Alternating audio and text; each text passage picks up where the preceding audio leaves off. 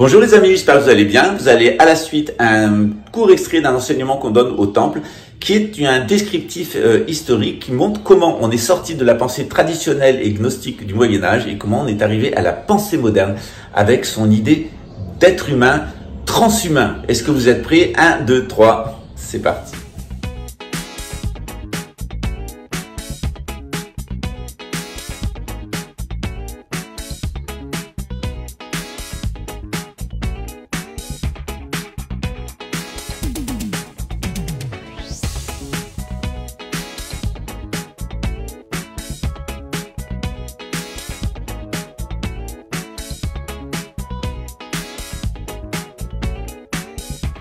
Philippe le Bel est un roi qui veut être empereur. Or, les rois de France ne peuvent pas être empereurs d'Europe, puisque les empereurs d'Europe, ce sont les héritiers de l'Empire romain. C'est ce qu'on appelle le Saint-Empire romain germanique. Généralement, ça concerne les peuples édomites.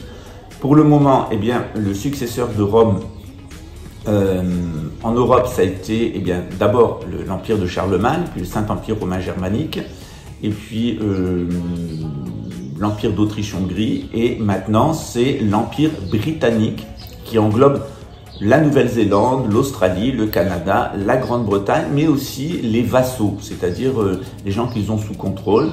La City of London contrôle par exemple les États-Unis d'Amérique, la République américaine, et contrôle la France. Ce sont les deux grandes républiques, et l'Allemagne évidemment, ce sont les trois grandes républiques qui sont contrôlées directement par la couronne britannique, qui ont imposé des républiques et qui par la corruption bancaire centralise le pouvoir. En France, c'est différent. En France, on a un roi de France qui est le chef de la nation française. La nation française, elle est différente des peuples sédentaires d'Europe. Être français, c'est une condition qui s'obtient par sa mère. On est français seulement par sa mère. Lorsque c'est par son père, la France est sa patrie, c'est le droit du sol. Mais le fait d'appartenir à la nation française, on ne l'obtient que si sa propre mère est française, ça se transmet par le sang, donc par le droit du sang. Pourquoi? Parce que dans la mythologie franque, qui est aussi la mystique franque, il y a une mythologie que les Mérovingiens sont des descendants de Jésus et de Marie-Madeleine. Marie-Madeleine serait arrivée au Sainte-Marie de la Mer, puis elle aurait vécu à Rennes-le-Château, et enfin elle serait morte à la Sainte-Baume, où d'ailleurs elle a été enterrée, et les analyses génétiques ont confirmé que la personne qui avait été enterrée à la Sainte-Baume et dont une partie des ossements est à Saint-Maximin dans le Var, au pied de la Sainte-Baume, ces ossements sont celles d'une juive du 1er siècle. Ce qui se passe avec Philippe le Bel, c'est que Philippe le Bel veut devenir empereur. Évidemment, il ne peut pas devenir empereur. En Europe, il y a un roi de France et il y a un empereur. Cet empereur, il peut être espagnol comme Charles Quint, il peut être allemand, il peut être éventuellement anglais, c'est le cas actuellement, mais en aucun cas, l'empereur ne peut être français. Vous le verrez d'ailleurs avec le rétablissement du grand monarque. Il y aura un grand monarque et un grand pape français qui rétabliront la royauté française et l'influence de la France dans le monde. Mais il y aura toujours un empereur d'Europe. Et cet empereur d'Europe, ça sera évidemment Henri de Luxembourg, le grand monarque étant Louis XX. Maintenant, on est tellement proche de la date de 2026 qu'il est très difficile d'imaginer que cela puisse être d'autres personnages. Qu'est-ce qui se passe avec Philippe le Bel? Eh bien, il avilit la monnaie. Il a un grand besoin d'argent. Et Philippe le Bel va tomber dans une espèce de folie. D'abord, Philippe le Bel, c'est des rapports pathologiques avec sa fille. Il est amoureux de sa propre fille. Sa fille est vous l'avez vu notamment dans la série Les Templiers, qui est assez fidèle à la vérité historique. C'est une sacrée pimprenelle. Et elle va véritablement provoquer une catastrophe en France. D'autre part, la femme de Philippe le Bel n'est pas une femme loyale. Et il y a beaucoup de doutes d'ailleurs sur l'identité des descendants génétiques de Philippe le Bel. Cette branche de la couronne de France des Capétiens va être complètement éliminée. Elle disparaîtra. C'est ceux qu'on appelle les rois maudits et ils seront remplacés par une autre branche, ceux qu'on appelle les Valois, c'est-à-dire les rois de France du Val-de-Loire. C'est d'ailleurs cette région du Val-de-Loire qui sera protégée lors de la Troisième Guerre mondiale, puisque toute la région angevine et la Bretagne seront miraculeusement protégées dans une diagonale en fait qui va du Pays Basque jusqu'à Calais. Tout ce qui est à l'ouest sera protégé de l'invasion russe et de l'invasion algérienne.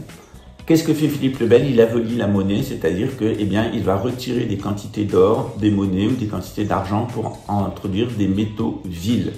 De cette façon, il obtient plus d'argent, mais il trompe les gens Et cette tromperie de la couronne de France de Philippe le Bel, elle va avoir de très très graves conséquences. Pourquoi est-ce que Philippe le Bel est à court d'argent?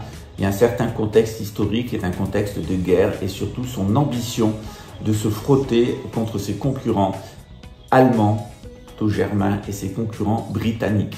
Et ce roi très orgueilleux qui veut devenir empereur, eh bien, échoue.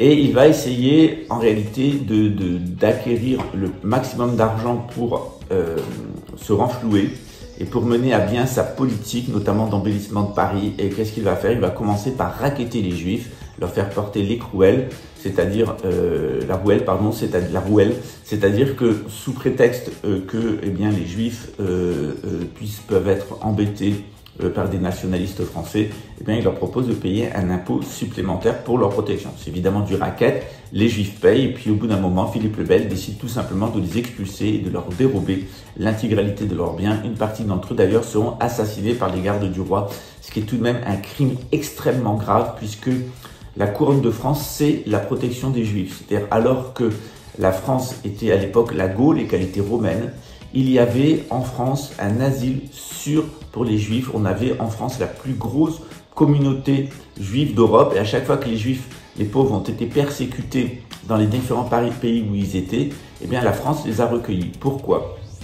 Un roi intelligent, il a intérêt à faire venir des Juifs. Les Juifs, ce sont des gens qui maîtrisent la Kabbale, qui ont des savoirs anciens, qui sont lettrés, qui parlent plusieurs langues, notamment les langues antiques, et qui véhiculent des sciences médicales, de l'orfèvrerie et des connaissances qui sont très utiles pour enrichir un royaume. Et donc les Juifs sont toujours bienvenus. Sauf qu'au bout d'un moment, les Juifs enrichissent le royaume, les Juifs s'enrichissent eux-mêmes, et que eh bien, l'appétit des rois étant insatiable, eh bien, les promesses du début sont oubliées, les Juifs sont expulsés et leurs biens sont dérobés. C'est arrivé plusieurs fois dans l'époque, dans l'épopée du peuple juif. C'est absolument scandaleux et honteux le sort qui a été fait aux Juifs, notamment en Europe de l'Est dans les pogroms. L'Europe de l'Est ne se serait jamais développée comme elle s'est développée sans les Juifs. C'est eux qui ont apporté la culture. Il n'y avait pratiquement aucune culture avant l'arrivée des Juifs, notamment en Pologne et en Allemagne. Et on doit tellement aux Juifs, dans la connaissance, dans le transport de toutes ces connaissances, que eh bien, c'est vraiment honteux ce qui leur est arrivé. Par contre, je vous l'ai dit plusieurs fois, il y a un problème qui s'appelle le nomadisme dévié.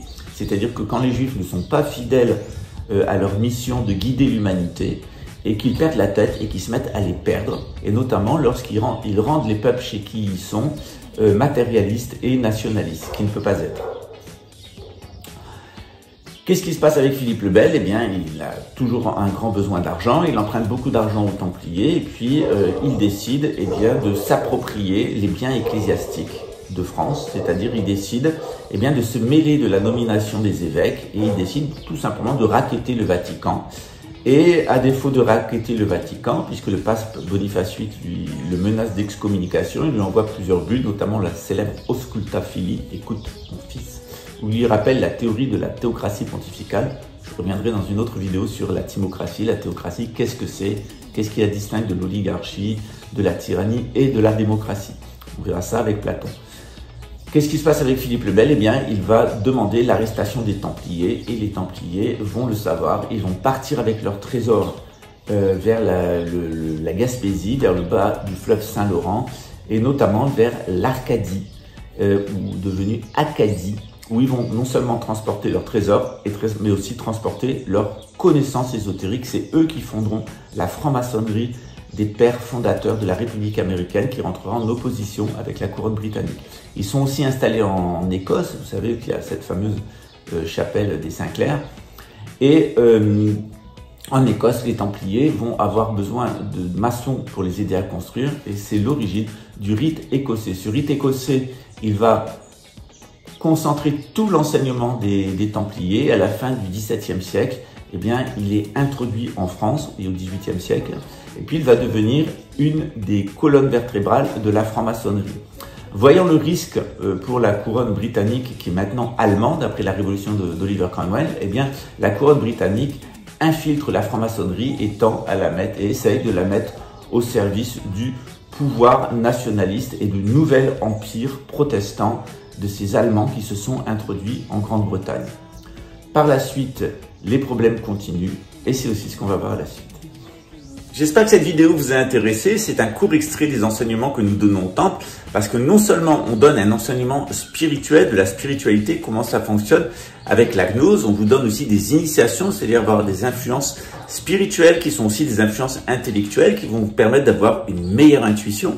Et puis on a aussi la voix des ancêtres, parce que ça c'est la voix des dieux. On a aussi la voix des ancêtres où on travaille véritablement sur nos aspects mémoriels pour pouvoir arriver à nous en détacher, puis retrouver un équilibre avec la nature. Donc aujourd'hui, dans cette vidéo, vous avez un très court aspect. N'hésitez pas à prendre des cours au temple. On a quelquefois des bourses, hein, vous ne payerez rien du tout. La plupart des cours sont payants, quelques cours sont gratuits, notamment tout ce qui vous est donné en ligne. C'est simplement pour vous donner un aperçu.